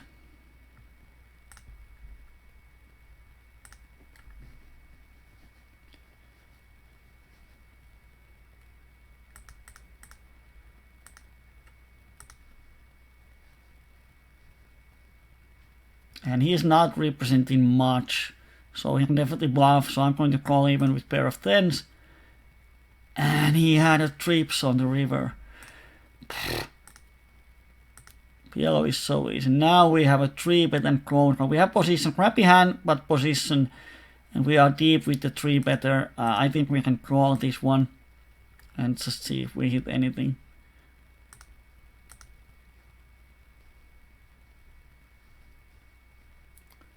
And here he bet flop, he bet turn. I'm going to bluff him on the river.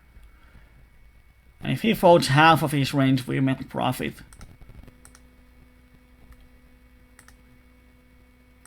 And he had the backdoor flush. So this is one of those situations. He bluffed the flop, semi-bluffed the turn, and value bet the river. Which is kind of sick. Lucker. We have the nuts on table 3.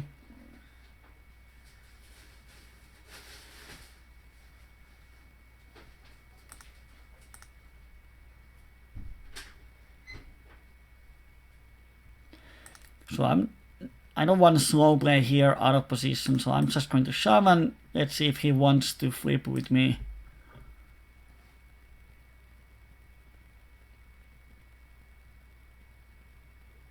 He can have a lot of flush draws or some kind of straight draws.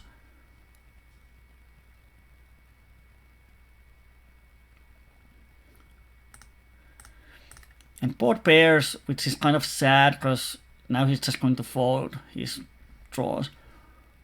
I would much rather see a blank turn and get value from him.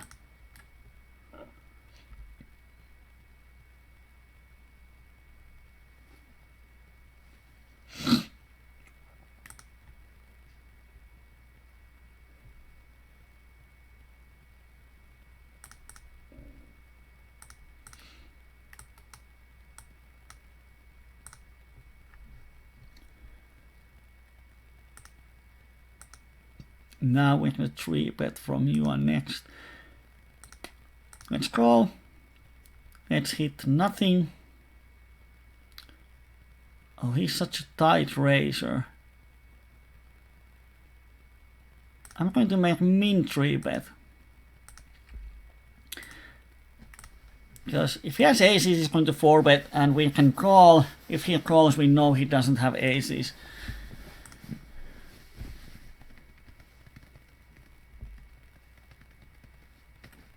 So he probably has a big rundown when we block the kings.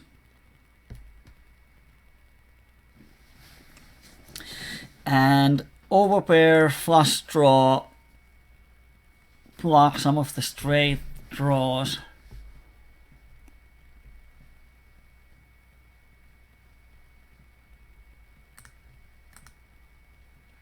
Let's see what happens on the turn.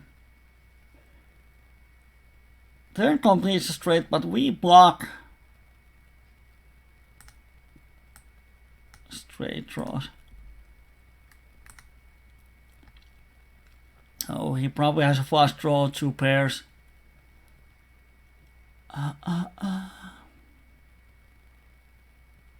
Interesting. He's not going to bluff the river, that is for sure. And if he's more trickier, wow, what the hell? Oh dear. Check this out. On the flop, he calls me with just overcards. No draws, no made hand, just an overcards. And what happened there? And then on the turn he picks up a huge wrap. Wow.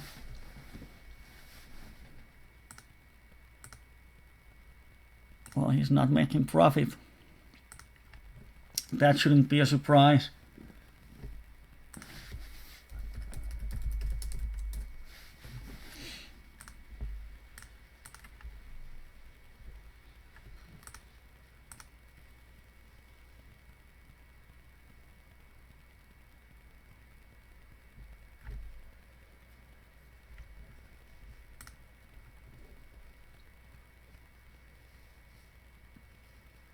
This guy is going crazy here. Just pot with total air so far.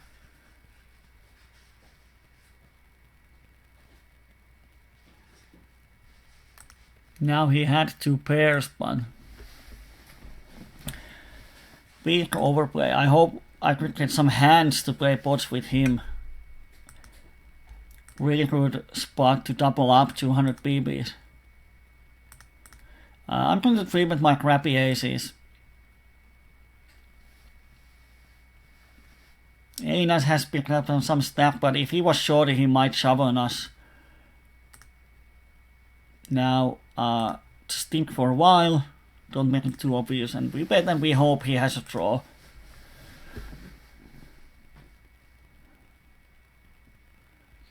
Probably going to fold. Or if he calls, he probably has the flush draw. So it's quite easy for us to play. And then the flush comes. We have the nut flush blocker. So let's see what is his bet size. He checks. And yeah, this is PLO. If he doesn't have the flush, he has the straight draw, which cuts there on the river. So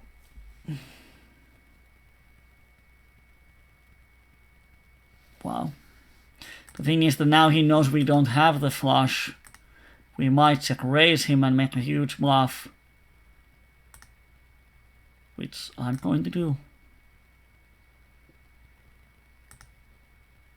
And he had a jack high flush and can't fold it. Yeah. Wow. Standard line is to bet fold the river. But he insta-called. That's why blocker bluffs don't work in PLO10. I really thought he is going to have a straight with that line, which he should fold a lot of times.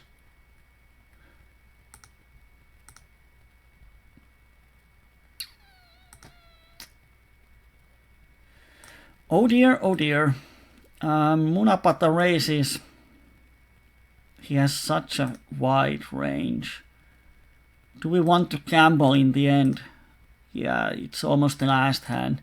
Our queen is ahead of his range. He has shown some really wild hands. So let's take a big flip here in the end. It's almost 11, so we're closing the session. And here we actually pick up an open-ender, so I'm betting smaller to induce him to raise. So we can get it in with, again, slightly wider range than just potting. And he folds. What a shame.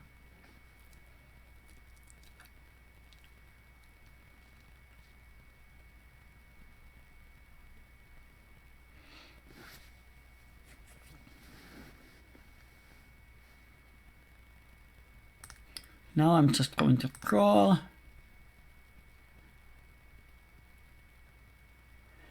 I don't think Tempest is going to call with aces. He is not that good. Here we have a pair and wrap. When he checks, he probably doesn't have the flush draw, so I'm going to bluff the turn.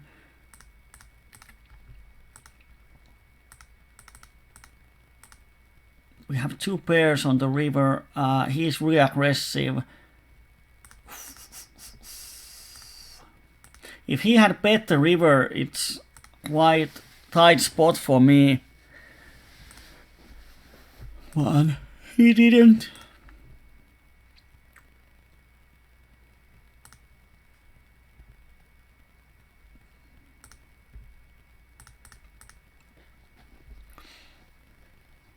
Well, Tempest doesn't know what SPR is.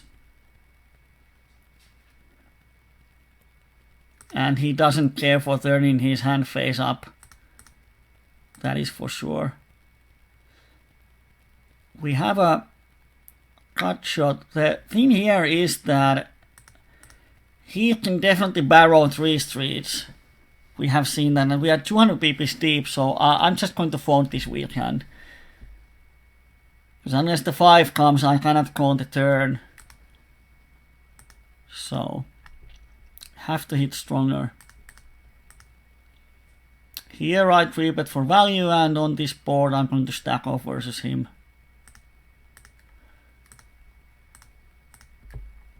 Now top 2. I'm just going to pot it, because he has about a pot-sized bet left. So now there's no more reasoning to bet less than a pot. I'm going once with our flush draw, and 6 is probably good out for us. Now we have the nuts on the turn. Let's see what he does. And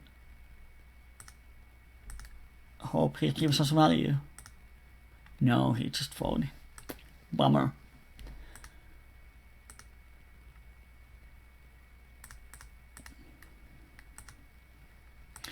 So just as the things are turning on our way, we have to end the session. So probably starting the last orbits now.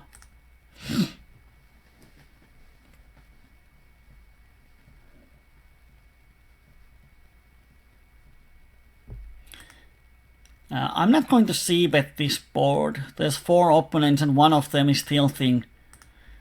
So it's really likely someone is going to call me or raise me here.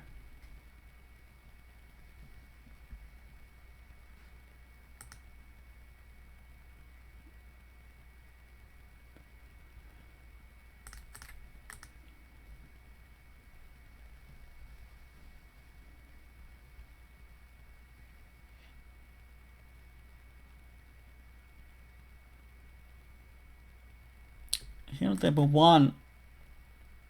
I'm kind of amazed that if Soul Sweep doesn't have the quads. No, he had just pair of 9s. Wow, that's a... Oh, he had a full house. Yeah, well... Then it makes sense. I thought he has just a pair 9s, but he had a flopped full house. Versus the quads. That's one sick hand. And here I 3-bet Munapata, and he calls the flop, so he has at least a flush draw, so I'm just giving up here. If I had any showdown value like aces or kings, I would have shoved the turn.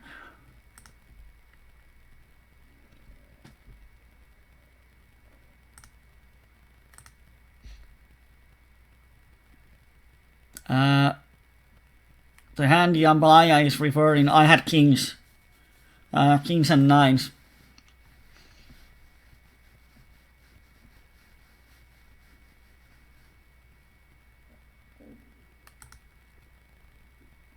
I'm going to 3-bet his button open.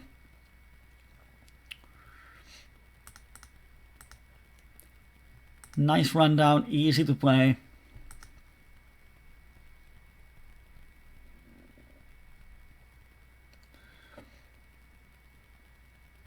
And Pista Papa cold calls.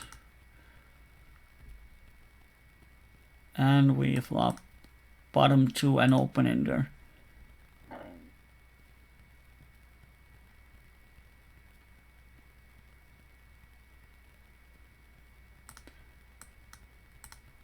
I'm going to bet if he folds his flush draws. And he doesn't, so he probably has the king. No, he had a flop straight that he slow plays. What the hell? Guy cold calls 3-bet and then hits the nut and slow plays it. And then when the board pairs, then he calls. I'm going to stack off versus Nihu. He's such a wild craze and we have ace in our hand, so most of the time we are afraid of just the kings. Of course the king comes, so it's nasty setup if he has the kings. And he has just the king jack. So he's drawing dead on the turn.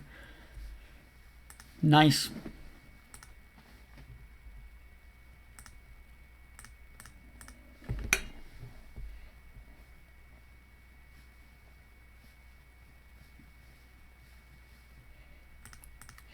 I hit the top pair here and then we'll try on the value bet versus this guy.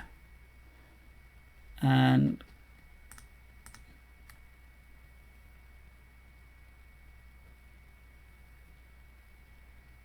$33.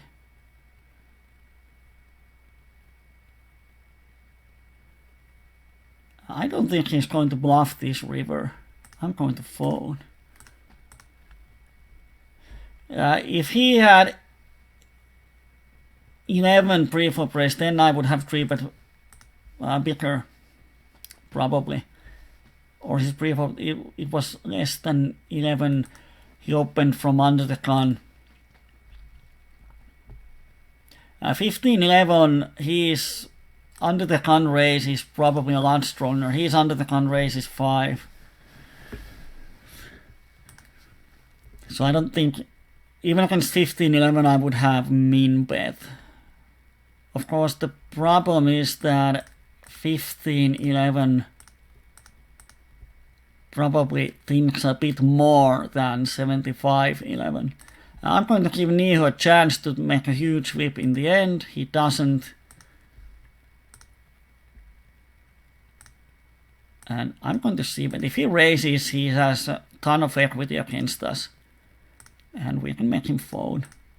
I'm going to close it now. We actually made nice winnings here in the end.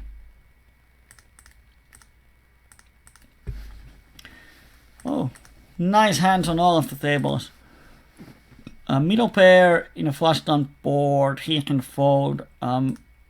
Yeah, let's see, but hope to win the pot here. And here goes, we are in a bad shape, but we pick up the set. I'm going to see bet versus flush draws.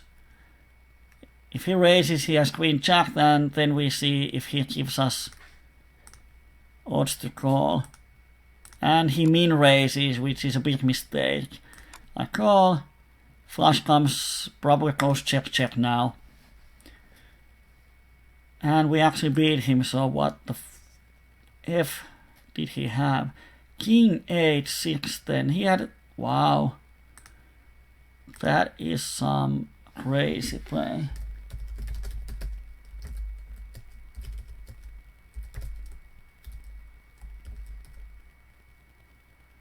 What was the board? King 10 9. No, the board was King 10 5 9.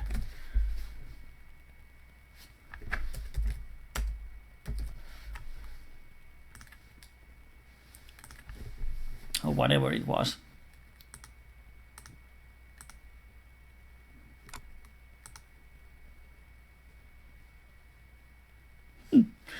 We are on our PLO10 adventure. We have lost 1.5 euros so far. So almost break even.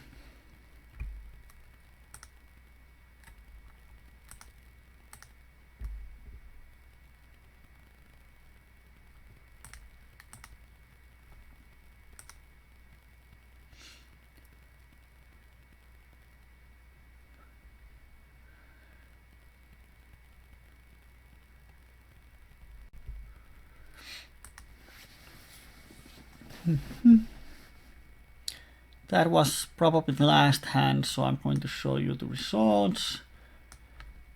On these results, on this PLO10, I had $6, €6 as winnings from earlier today, so it's kind of break even. So you can see here where our Poker Mania session begins. It starts right here. And now it should have gone this way, but don't have time for that now. So we end up losing $90, like 100 euros, pretty much what's here. 108 euros on 5 hands. And our, where's the PLO20? Here's the PLO20 graph. It's not the beautiful. Dun, dun, dun, dun, dun. There's not many one pots. There's one, and that's about it. And even EV goes down. So probably we will have 50 euros for next week. So unless we have some crazy stuff going on Friday, on our Finnish PLO evening, we probably need a bit more funding for the next week. So if you have been waiting for the downswing before you put the money in, now it's the time. But thanks for this session. At least we had some interesting spots and nice hands. And we definitely had action. Now it's time to go to bed or back to grinding, whatever you were doing. And I'll see some of you on Friday and the rest of you on next Wednesday. This was Poker Mania's live stream. I'm Kyyberi and have a good night. Bye bye.